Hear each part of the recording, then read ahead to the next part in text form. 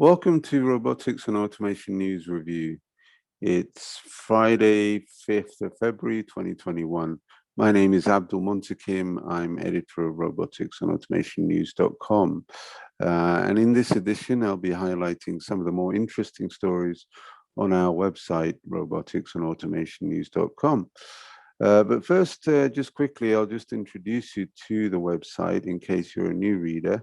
This is obviously the homepage. We cover mainly industrial robotics and automation and highlight categories such as manufacturing and logistics, as well as other areas like computing and specifically industrial robots and warehouse robots and so on.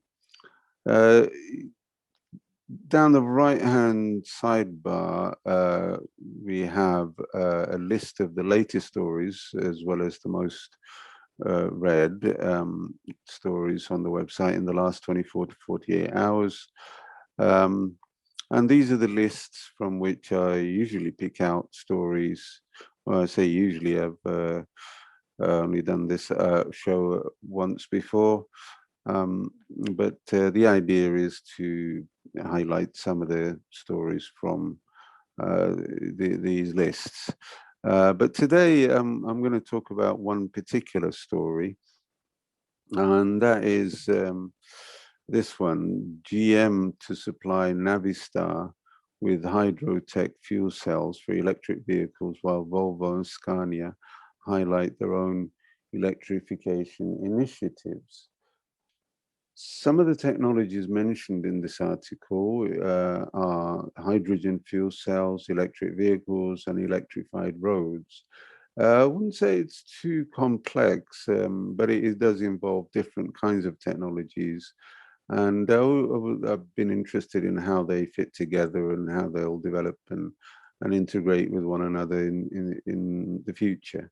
But before I sort of talk about the details of the story, I thought I'd include a quote from an expert, Professor David Blickman, who lectures at the California State University, Los Angeles. He's an expert in the field of hydrogen infrastructure, but also knows a lot about autonomous vehicles and various developments related to the field. I wanted to ask him about the connection between electric vehicles and autonomous cars. It seems to me that automakers are developing electric and autonomous technology at the same time, as though they were inseparable. I asked Professor Blackman if there was a rationale behind this.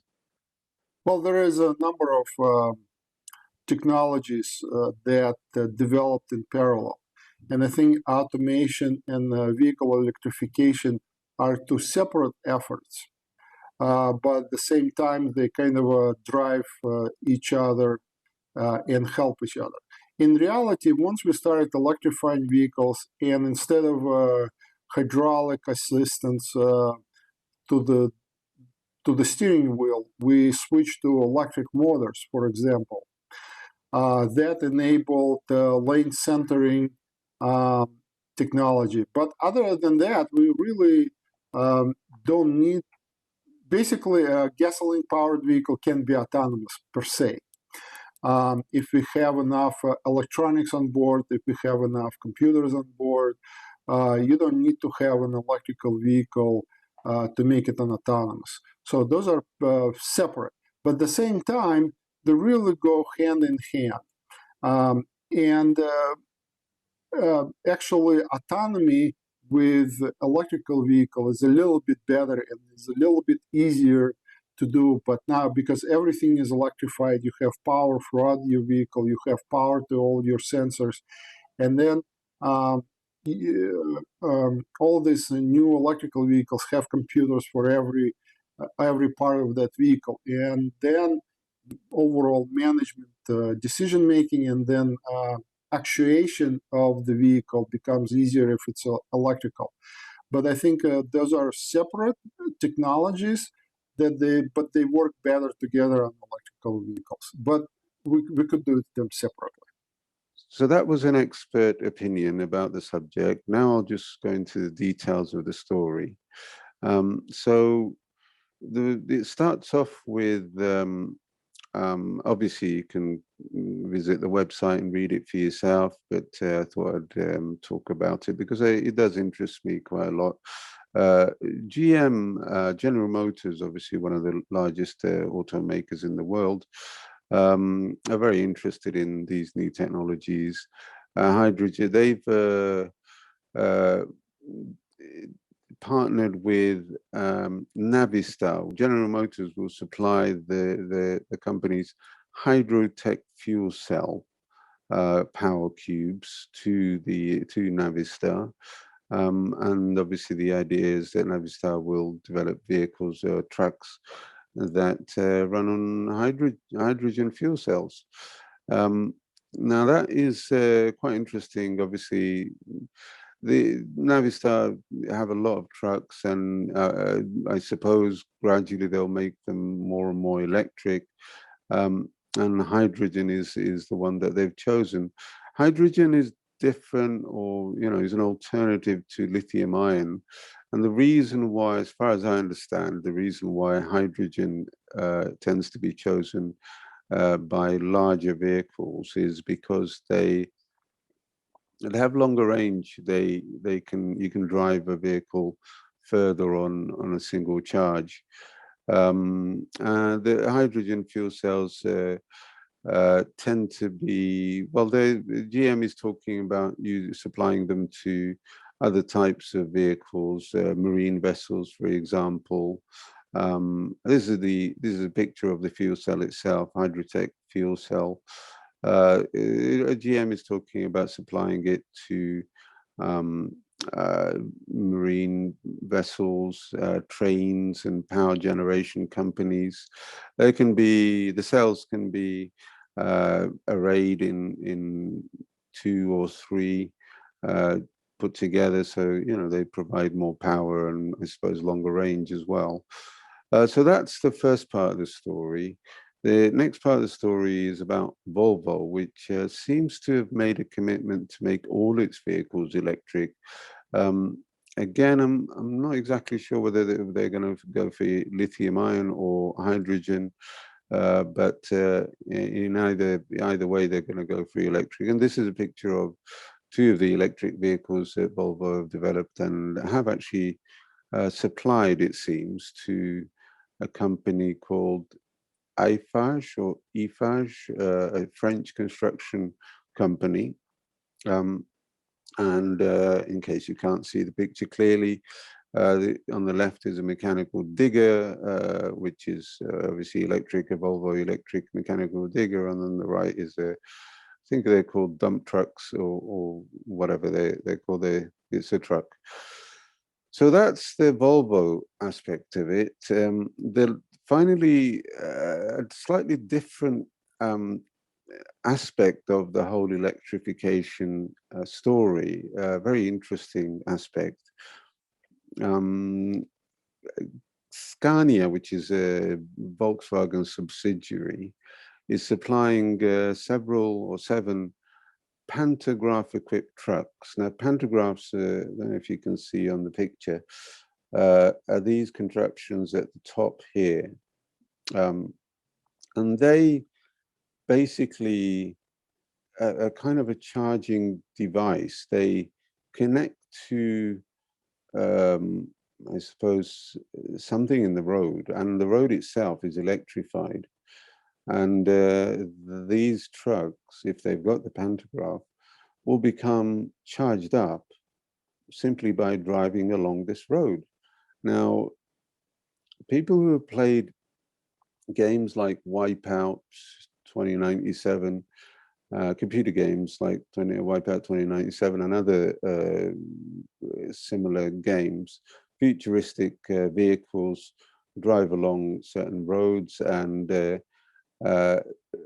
parts of the circuit, the racing circuit, where they dip into to get charged. So it's like a pit lane. You go into it, and you get your vehicle charged up.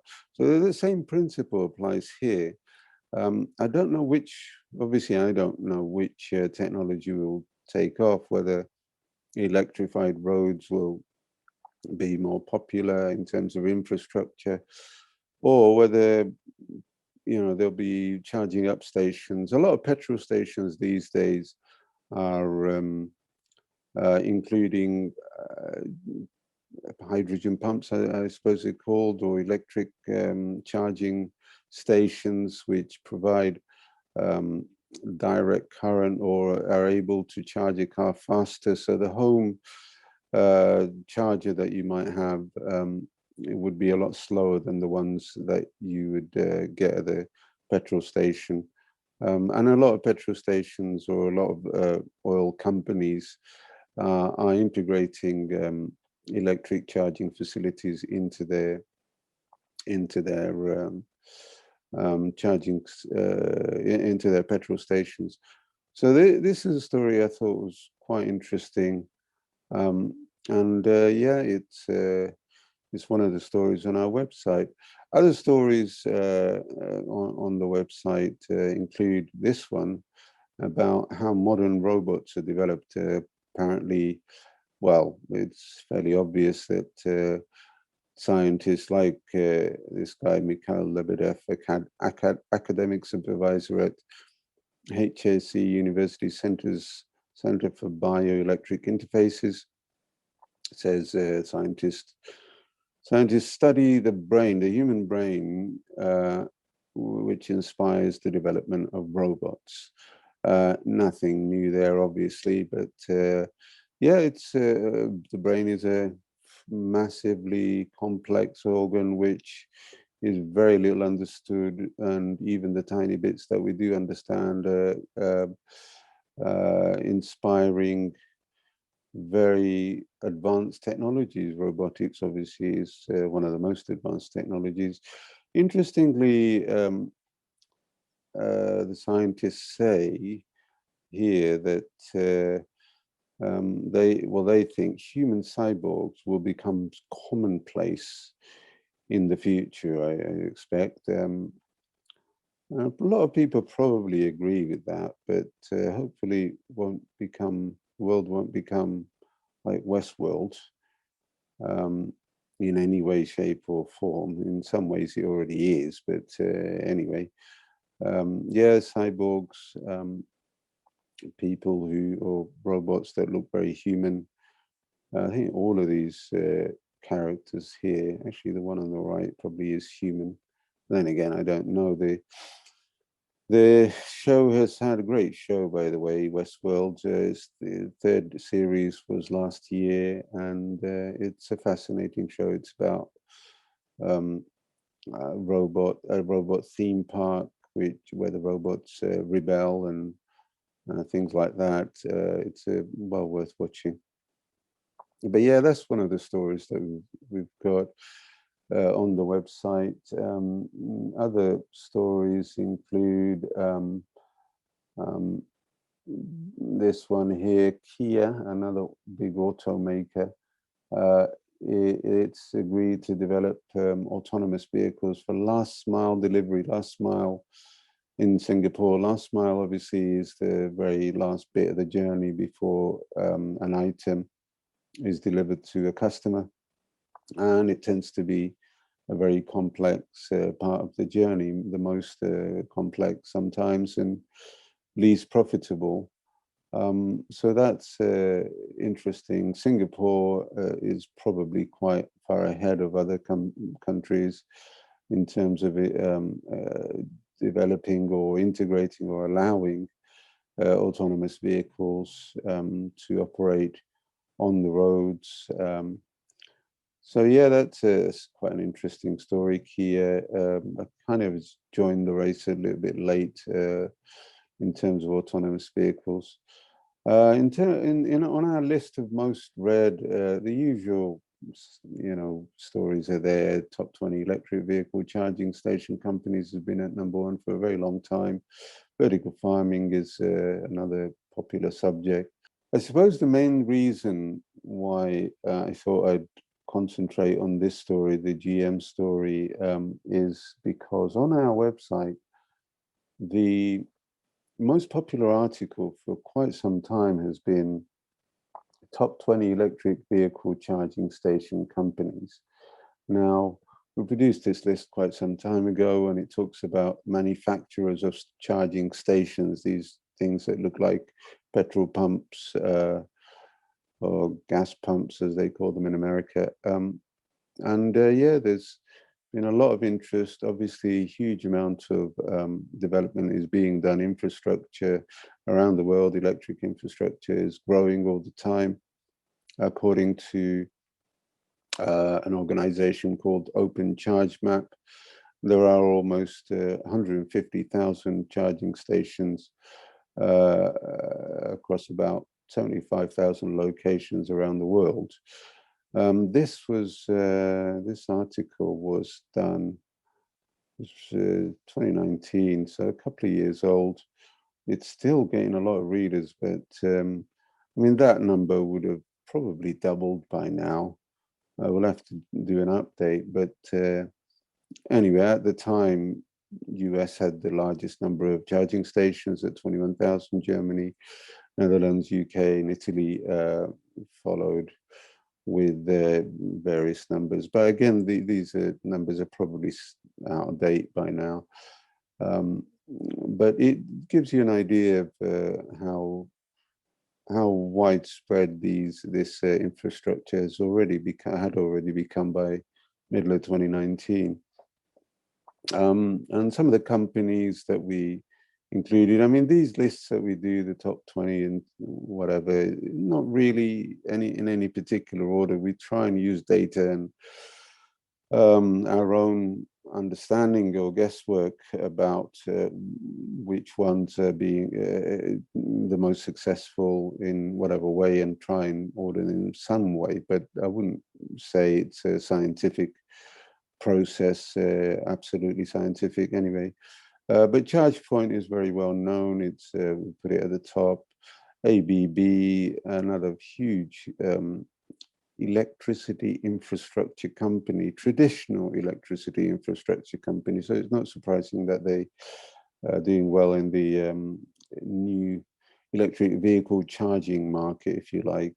They tend to be concentrating on charging buses. They built charging infrastructure for buses in different parts of the world. BP, as I said, BP and Shell, as I said, some of the oil companies, probably all of the oil companies are integrating electric vehicle charging points into their petrol stations.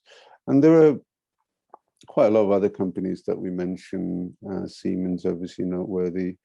Again, similar to ABB, they've been concentrating on larger vehicles and providing electric infrastructure for them. So yeah, these are the kind of companies that I suppose will become better known over time, because electric vehicles are more and more popular. Younger people tend to like electric vehicles. Electric vehicles are selling very well. And yeah, I thought I'd highlight this story. Again, it's quite some time ago when we published it. It's a great picture with these robots charging up the vehicles themselves. There's another one where there's a mobile robot that operates inside a car park that moves around and goes to vehicles and charges them. But yeah, this is one. This one is by Electrify America and Stable Auto. But they're very interesting developments. But okay, I think I'll leave it there for today. I'll try and keep these videos to about 15 minutes and try and do them every day. For now, I think thanks for joining me. Please visit our website and follow us on social media. And of course, subscribe to our YouTube channel. Thank you very much for your support, all the regular readers that we have had for quite some years now, and as well as new readers. We welcome everyone. Look forward to seeing you again soon. Bye for now.